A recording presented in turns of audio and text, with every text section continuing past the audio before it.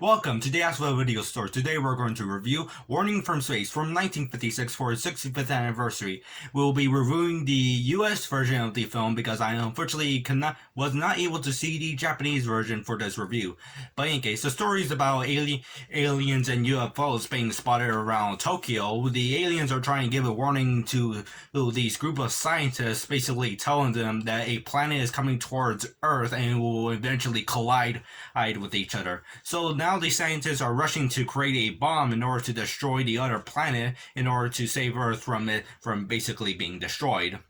But in case, the movie is okay. I did like the concept of the story. The characters are interesting in a way. The soundtrack as well, the design of the aliens are very interesting, being similar to a starfish, but the costumes feel cheap in a way. Basically, the costumes look like if they had a metal mesh, like just a metal outline and frame, and they put it over the suit actors, then they have fabric covering over it and just place an eye on it. It kind of feels a bit cheap in that sort of way. Most of the special effects are very well done. The English dub of the film is pretty decent with the dub voice actors are doing, and also some of the cinematography in a few places look good, so I'll give it 3.8 out of 5 stars. So I only own the film on the 9 movie collection of Giant Monsters, or it's on disc 2 and all that. As you see here, it features some Gamera films, as Young Gary, the Monster from Prehistoric Planet, which recently last year did have a Blu-ray release of it. In case, the movie is interesting in its history by being the first Japanese sci-fi film filmed in color, and was done by Daiei Studios, who will later make the Daimajin series, and they will also later make the Gamera films.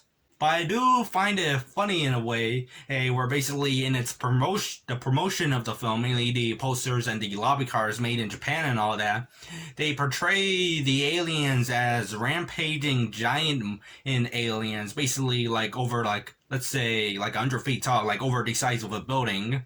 Even though that never happens in the film, I was kind of disappointed about that after looking at the advertising and all.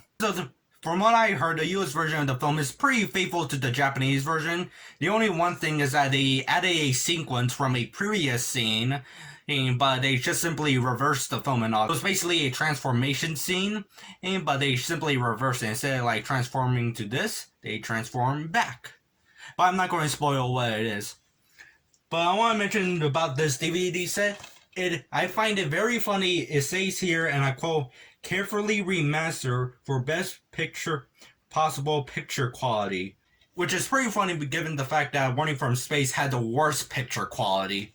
Usually with these public domain DVD movie packs, they probably use some 16mm TV prints and for their releases and all that, my theory was to develop after reviewing the film The Last Woman on Earth, where basically I watch a black and white version of the film, but in the original theatrical version it was in color, and the only black and white version was on television prints. So I'm assuming that some movie packs do use some TV prints. I'm debating if it uses videotapes for this release. These mainly because the only 2 films I saw on this is Warning from Space and Young Gary, and both look like they come from a VHS master or a videotape master of some sort, or some video copy of it, because they have these. Basically, with VHS, sometimes there are some artifacts here and there, like VHS artifacts, like the top and bottom, or some generation locks. Yeah, it kind of looks like that for both of those films. And Warning from Space, the colors are so washed out, it basically has this yellow tint to it. Yeah, so I can't really criticize about the color of the film, mainly because, the version I saw looked bad. It's like reviewing the film The Wizard of Oz, but for some reason you watch a black and white version of Wizard of Oz. from 1939, of course. But in case, overall, it's a pretty okay film. I suggest you get the Arrow video release, which they officially released the film on Blu-ray last year, or in 2020 and all that.